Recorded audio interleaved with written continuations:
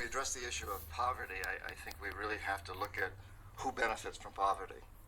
And the fact of the matter is the wealthy folks benefit from poverty. So in a way, you might say that the problem is not so much poverty as the problem is wealth, prosperity, and when it's taken to an extreme, that wealth is used as the measure of value in a culture, which is what's happened in our culture. And in fact, it began happening 3,000 years ago. And we've been moving in that direction ever since, so that we judge ourselves, we judge our societies, we judge individuals by how much wealth they have. In order for a relatively small percentage of the population to have a lot of wealth, you've got to have a very large percentage of the population essentially acting as slaves. They've got to be impoverished. So as long as we live in a system that honors that, in a system that requires slavery, in essence slavery, to move it forward, we're going to have poverty, because it's absolutely to the advantage of the corporatocracy, of the people who control our biggest businesses and corporations, to have a mass of poor people around the world that they can draw on for labor, that they can draw on to steal their resources, whether it's oil or diamonds or coltan or whatever the resources are. And as long as those people remain impoverished, as we call it, then they're at the mercy of those of us with wealth, and we get to exploit them. It's a sad... And I've been explaining to you since forever that the goal here of central banks is to continue to inflate. They're not going to stop. I don't care what they tell you, what they're saying. They're going to do the polar opposite. They're going to continue to inflate. They're going to look for more reasons to do it. People, like I have explained to you, the war machine, or actual war itself, generates more cash, more money for corporations than any other endeavor in humankind. There's nothing greater than that with regard to money creation, money printing, fueling the machine here. You understand what's going on. Hundreds of billions of dollars are being thrown at this. We don't have it. Nations around the world don't have it. It's all being borrowed from central banks who are getting off of this. You see, look, there's always winners and losers.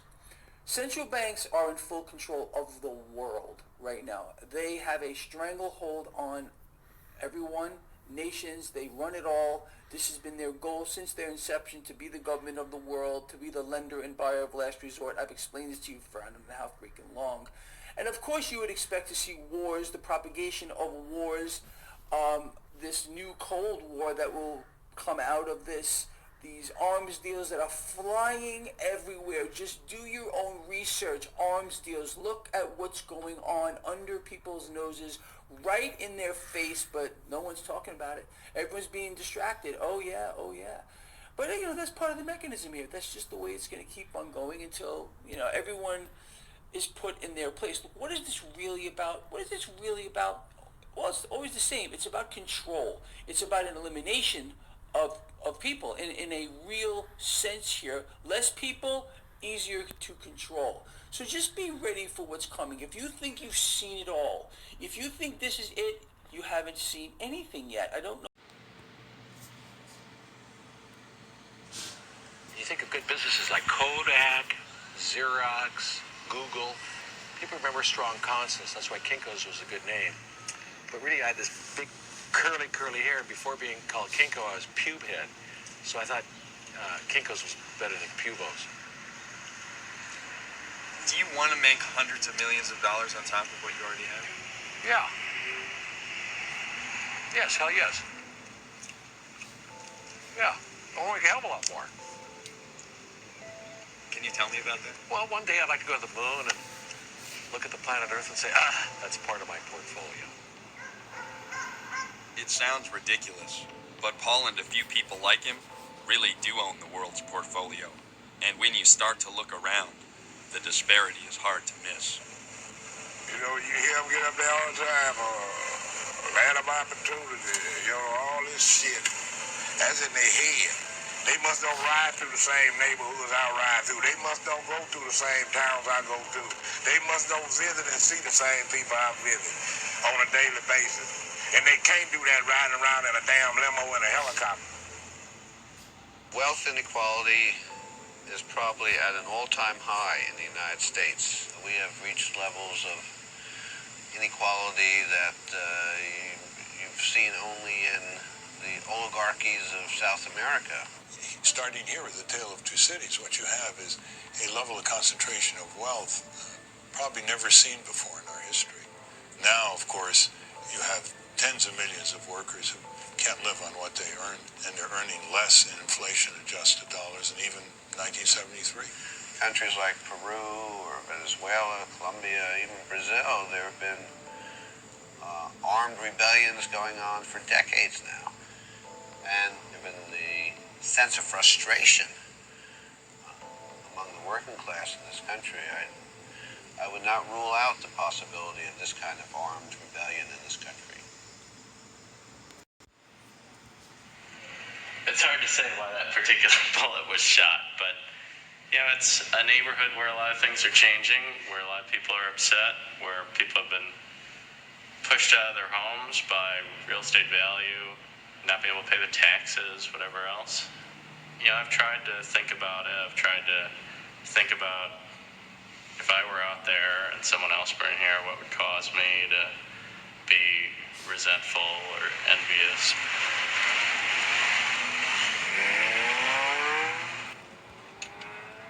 The south side of Chicago is one of the poorest inner city communities in America. But now rich people are moving in and creating some serious changes in the neighborhood. Mr. Pants? Pants. Come on in, Mr. Pants. Pants. Mr. Pants is my second kitten. I had a kitten growing up, and when I went to get King, my first Mr. Pants, my father told me, you don't have to buy the first kitten you see. Well, I walked in, he kind of came over and purred, and I was like, oh, I want that one, First kitten I saw, I bought it. Well, buying something is kind of similar.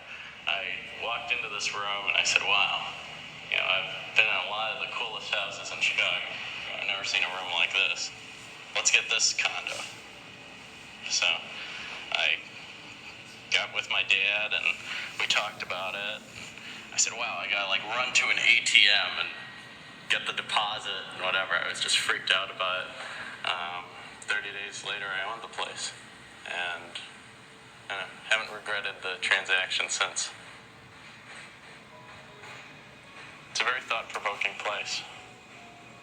You see the train go by, and you're reminded that there are other places in the country other than Chicago, and you see what used to be housing projects are suddenly condos, and you wonder what impact you're having on the city and who lives here, who can afford to live here.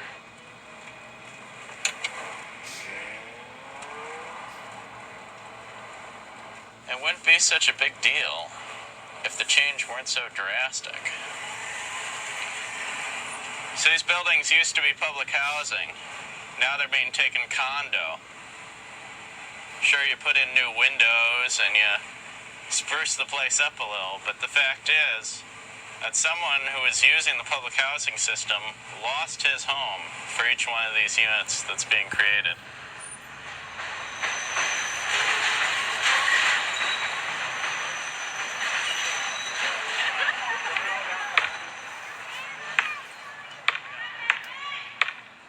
It's happening too quick. The new stores and everything, and the new houses is too quick. The subway right there, all of this is, it's too quick. It's too make-believe to be true. Because, 5 years ago, you would have never dreamed that those nice condos would be there, and then the subway would be there. Overall, I think gentrification is a tool that solidifies the stratification of classes. There are people who live in an area that becomes 100% people like them. Three big tools have been used in a lot of areas. First, you build a big police station.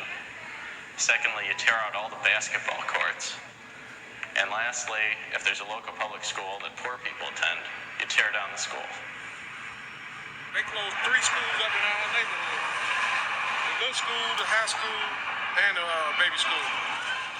Why? Closed 3 buildings. I don't know. I guess they trying to push us out the neighborhood. It's decent people living in the project. pay their rent, people work. You know, everybody ain't the enemy. Just say that. Hey, what's happening? Like Mrs. Merkel, even Vladimir Putin and so on, they all have been young global leaders of the World Economic Forum. But what we are very proud of now, the young generation, like Prime Minister Trudeau, President of Argentina and so on, that we penetrate the cabinets. So yesterday I was at a reception for Prime Minister Trudeau, and I know that half of this cabinet, or even more half of this cabinet, are for our actually young global leaders of the World Economic Forum.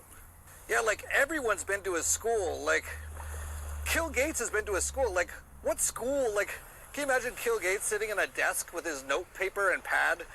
It's not really a school. It's like a secret society, but it's not even secret. That's the hilarious thing. It's had people like Bill Gates, the Rockefeller Foundation CEO, Angela Merkel, Nicolas Sarkozy, Emmanuel Macron, Viktor Orban, the Hungarian prime murderer, Sebastian Kurz, the Austrian chancellor, Jeff Bezos, yeah, Jack Ma, what a surprise. All the billionaires have been there. Richard Branson, what a surprise. Peter Thiel, Leonardo DiCaprio, of course, Anderson Cooper, who's also CIA, Bono, Steffi Graf, Tony Hawk, Megan Rapinoe, Mark Zuckerberg of FBI book, now called Deathverse. The guys that started Google. Elon Musk has been to his school. What a surprise. Their purpose, shape the future by collapsing global economies and building back better. And this terrorist organization, the World Economic Forum, has like cells everywhere.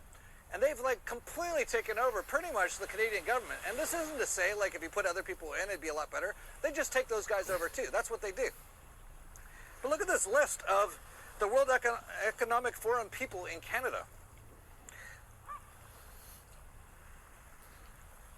Of course, there's Justin Castro, Christy Freeland, who's been the one doing most of this terrorism, the mayor of Ottawa, the premier of Ontario, Doug Ford. Pretty much everyone who's been doing all this stuff. And here's Canada caucus members with connections to the World Economic Forum. There's like dozens of them. You know how they had the 9/11 hijackers? They had like photos of them all within like days of 9/11, and they found one of the guy's passports like blocks away from the World Trade Center. And a lot of them were still alive, actually, like numerous of them. There was one, he was like a pilot from Qatar or something. He was so mad, he's like, can you take my name and picture off of the list of hijackers who suicided themselves in the 9/11 attacks? Because I'm still alive. Most of them are still alive. You can just look into it. Same as the space shuttle guys, they're all alive. Like everything's fake, everything. But you know, when you have this giant terrorist organization, gathered from the people I've talked to here, and I haven't talked to everybody, but I did talk to a lot of people, is that the only thing they're doing here is resting after 23 days, 24 days of freezing downtown. And when they saw what was going on with the police, destroying their vehicles, breaking their windshields, they left of their own free will. I don't think these people plan on doing anything else and trying to just go back home and rest a bit. But they're stuck here because most of them, their accounts are frozen and they just don't have enough fuel to get where they're supposed to be. So they don't know what to do. Let's keep in mind, these are hard-working Canadians. None of them did anything. They were not criminals. They're certainly not terrorists. They went down there to be heard. And the government threw a curveball and said it was an illegal blockade. But none of these people ever heard about an illegal blockade. Nobody ever set down rules and regulations about what is a protest and what is not a protest. And then at some point they're like, you're occupying the city. It wasn't even in the first weeks they talked about that. It's further down the line. And it says, this is illegal. Well, we didn't know, but we're here, you know, and we're Canadians, and this is Canadian ground, and none of us are doing anything illegal, so why should that stick? Now, to use that to pass those laws and give themselves tremendous power over everybody. And now the repercussions of that is that these people are stuck here without access to their funds, can't put fuel, can't feed themselves, can't walk in that store and buy anything to eat because they don't have any money, and we're not even allowed to help them because if we do that, if I hand out money to somebody, I'm going against the law. So I can't understand how we got this here, and I can't even believe that the members of Parliament, those that voted for this, didn't think about this and didn't take that into consideration. And do you feel personally that now the police are chasing all these gathering point, saying almost that these people are criminal and they are chasing them? No, that's just outrageous. It's a witch chase. It's like something you would have read in a book back in the days, you know, when they did actually chase down witches, and anybody that didn't think their way got burnt alive. Now, they're not burning anybody here, but they're crippling them by seizing their accounts and then turning the general public against these hardworking Canadians, making them to the monsters that they are not. And that is just to justify making them to the monsters that they are not. And that is just to justify the overreach that they've got with this new law. Now, what's the end game? There has got to be an end game here, because there's no way that the government took all these measures and put all that effort into this for a bunch of truckers, you know? There's something else behind. It's got to be something else, because this is just overkill. Way too much overkill. If they give these people their accounts, they're going to go back home. And their vehicle. Yeah. Some of them don't even have their vehicles. How are they supposed to leave, you know? And then you've got the mayor of Ottawa saying he's going to sell their vehicles to pay the expenses. What's that all about? You know, if he would have just taken the time to talk to these people, you know, it all boils down to that. There was no communication between any of the government, like a different government, to talk to the truckers. All they were asking is to have somebody listen to them, and they never did that. So it's a failure from day one, you know, on their behalf. So what we can see, How quickly and easily that trucker thing ended. Like, basically the cops just started cordoning everything off and started arresting them, breaking in. They started beating people up, and no one fought back. It's kind of sad. Like, that kind of stuff doesn't happen here in Mexico. Here in Mexico, if the cops start beating people up, they chop their heads off and throw them in the ocean. I much prefer it, but a lot of people think it's dangerous, but it's dangerous to cops and politicians for sure, which is my preferred culture.